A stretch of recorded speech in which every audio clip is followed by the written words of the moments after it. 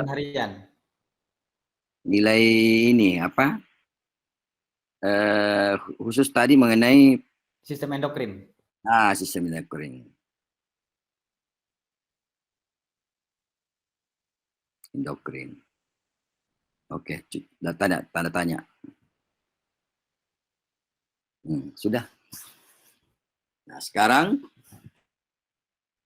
mari kita lihat rencana aksinya. Rencana aksinya, Hmm. penerapan model pembelajaran inovatif. Nah, tadi kita metode pembelajaran berbasis proyek. Ya. Apa yang berbasis proyeknya? Hilangkan inovatifnya, berbasis proyek saja. Dengan TEPAK itu. Ya. Ya, jadi kita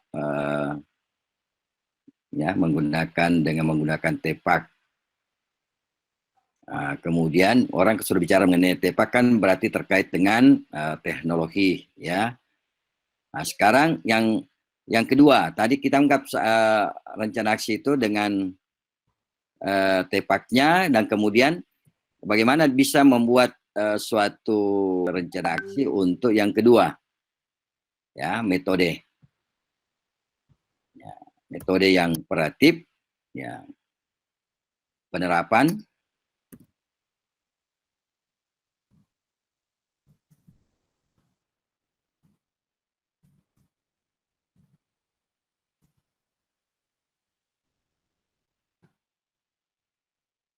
Metode mengajar yang operatif yang mana itu? Menurut Pak Oki, yang langsung ini ya. itu yang mana? Jelas di Kolaborasi. sini. Kolaborasi. Ya, variatif itu kolaborasi antara apa dengan apa gitu. Dalam kurung. Ya. Dalam Metode kurung. mengajar kolaborasi gitu, Pak. Ya. Boleh. Ya, kolaborasi antara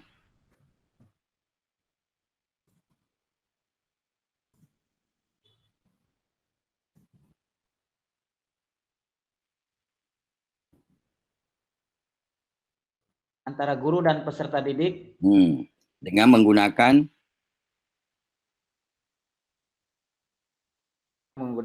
media pembelajaran. Apa itu video, apa dan seterusnya. Ya. Nah, kita tinggal kita tambah, ya, apa nanti yang cocok.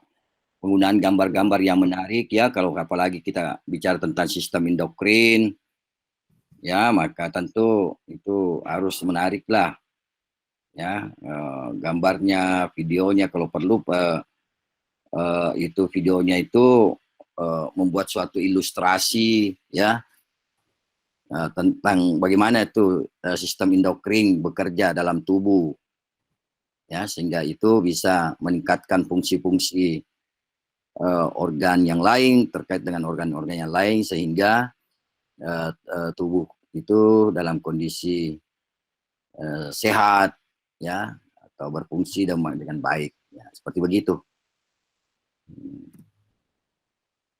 Gini Pak, saya coba baca ulang.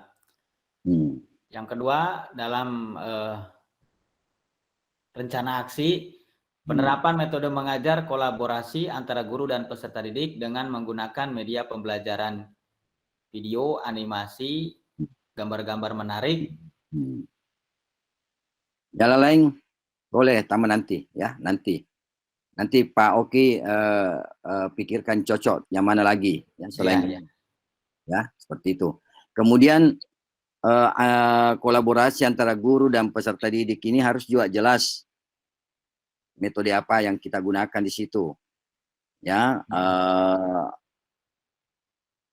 Di buku pedagogi kan, dalam pelajaran pedagogi itu kan ada bagaimana bisa menggunakan suatu teori mengajar yang bisa meningkatkan partisipasi peserta didik, ya. Nah, coba lihat-lihat yang materi di situ lagi. Kira-kira metode apa yang dimasukkan di situ disebutkan kalau bisa dalam kurung begitu. Ya. Sehingga nanti itulah yang menjadi aksi kita pada ya, dibuatkan bahan ajarnya seperti itu. Ya. Nah, saya kira sebetulnya menurut saya kalau di antara beberapa hasil observasi yang ada, kemudian sudah ada yang kita anggap ini yang paling cocok, karena nanti tidak mungkinlah 3 atau 4 ya hasil observasi itu yang kita buatkan dokumennya. Berat itu kalau kita membuatkan semuanya dokumennya. Sehingga menurut saya kalau di antara beberapa yang hasil observasi kemudian identifikasi yang kita buat, kita nanti memilih di antara itu ya, yang mana yang paling kita rasa Bapak Ibu bisa lakukan ya, bisa lakukan itu ya dengan aksinya dan membuat dokumen-dokumen yang lengkap sesuai nanti petunjuk pada pertemuan kita selanjutnya seperti itu. Saya kira ini contoh yang pertama, Pak Oki, ini seperti beginilah modelnya ya. Ya, sisa kita nantinya apa namanya menambah ya, menambah teori-teori ataukah nantinya jurnal, artikel ya yang membuat menjadi semakin lengkap kita punya rencana aksi ke depan ya. Karena yang menentukan di situ nanti adalah seperti umpamanya kalau kita ketika bahan ajar itu ada bagus kita dapatkannya bahan ajar untuk sistem endokrin ya seperti itu. Tentu slide-nya yang bagus ya dengan PowerPoint. Kemudian ada juga video, kemudian ada gambar. Nanti kan dibuat seperti begitu sehingga presentasi atau peer teaching kita munculkan semua itu jadi apa yang menjadi kita merasa bahwa inilah yang bisa merubah ya, nilai rata-rata nilai 65 itu kita ya masukkan dalam RPP kita nantinya ya, dan itu terdokumentasi dengan baik ya. Kalau Pak Uki bisa dapat banyak itu pernah saya cari-cari ya seperti di fisiologi itu kan mengenai sistem endokrin. Nah, itu bisa saja ada suatu video menggambarkan ya bagaimana fungsi dari sistem endokrin itu sendiri. Kemudian bagaimana dia bisa memberikan kontribusinya terhadap koordinasi dan kerja dengan organ-organ tubuh yang lain ya, sehingga itu lebih variatif, lebih nyaman. Oh seperti begini. Oh nanti siswanya semakin mau tertarik mau mengetahui itu. Nah dengan ketertarikan seperti begitu kita harapkan siswa itu mau belajar. Ya. Dengan dia mau belajar maka tentu harap bahwa dengan adanya kemauan belajar ya maka tentu nilai tadi yang rata-rata hanya 65 bisa meningkat menjadi 80 mungkin ya, atau bisa saja menjadi 90 seperti itu ya. Nah, itu yang mungkin kita upayakan. Jadi sekarang berpikirlah untuk bagaimana penggunaan metode, penggunaan alat media ya sehingga itu bisa merubah ya konstelasi apa yang ada pada siswa peserta didik kita. Ada yang mau lagi? Nah, Terima kasih Pak Romel ya. Pak Oki sudah ya, Pak Romel? Sedang.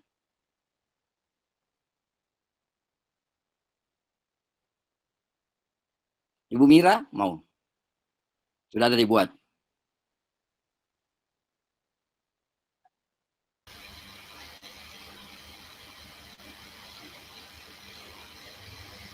Sudah ada yang dibuat Ibu Mira? Sudah Pak, sementara diedit. Semalam sudah diupload, cuman ada beberapa yang salah. Ya masih ada waktu kita ya untuk bisa. Kasih Pak. Ya. Ibu Rasma kemarin sudah bagus ya. Ibu Rasma itu kemarin sudah yang bagus. Adakah yang kedua Ibu Rasma? Iya, Hasil ada Pak. observasinya, hasil observasinya ada ya? Iya, Coba kita lihat lagi. iya Pak.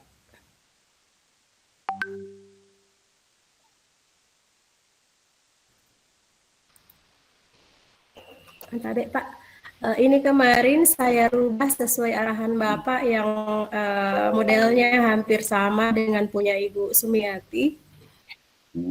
Oh iya, iya, iya, iya.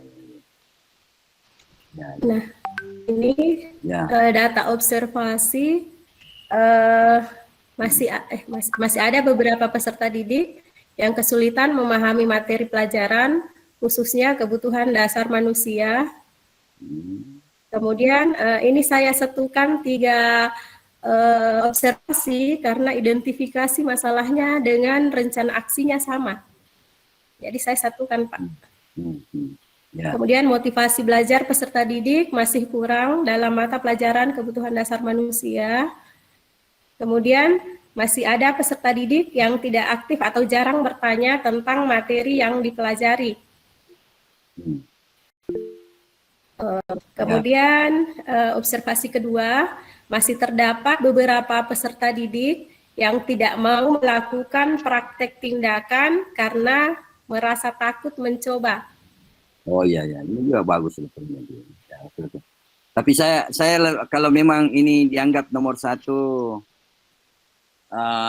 bisa dibuat dokumen-dokumennya, kemudian Ibu Asma sudah merasa yakin bahwa inilah yang saya mau jadikan sebagai nantinya bahan berpikir. Iya, Pak. Saya lihat ini saja sudah lengkap juga ini di aksinya nanti menggunakan problem based learning ya. Iya. Kemudian pendekatan saintifiknya dengan cepatnya, kemudian ada diskusi, penugasan ada media, video, ya saya kira inilah yang nantinya yang bisa kita buat ya dokumen-dokumennya, dan sehingga bisa ditampilkan pada pimpinan ya yang akan datang.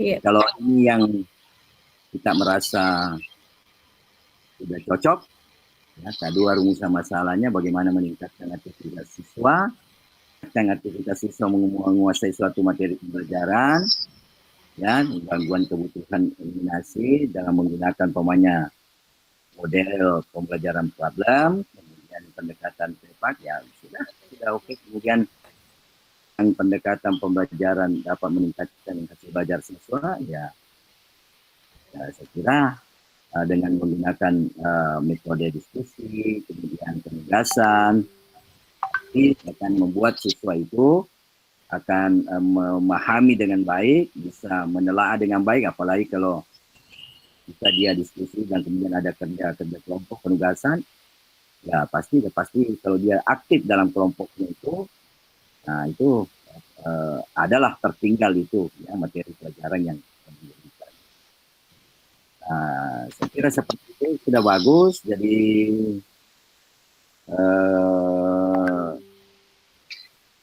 dengan masalah tadi observasi yang mengenai motivasi belajar.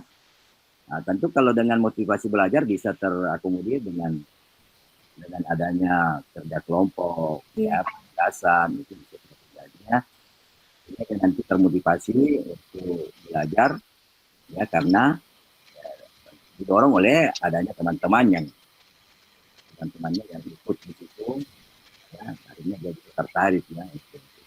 Dan jarang bertanya, ya, kalau sudah dengan kita berdiskusi, kemudian juga ada kerja kelompok, pastilah dia akan bercoba untuk ada punya keberanian untuk bertanya. Ya.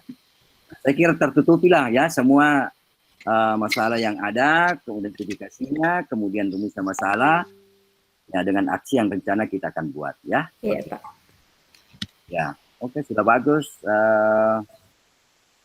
Ada yang lain lagi, silakan. Iya, terima kasih Pak.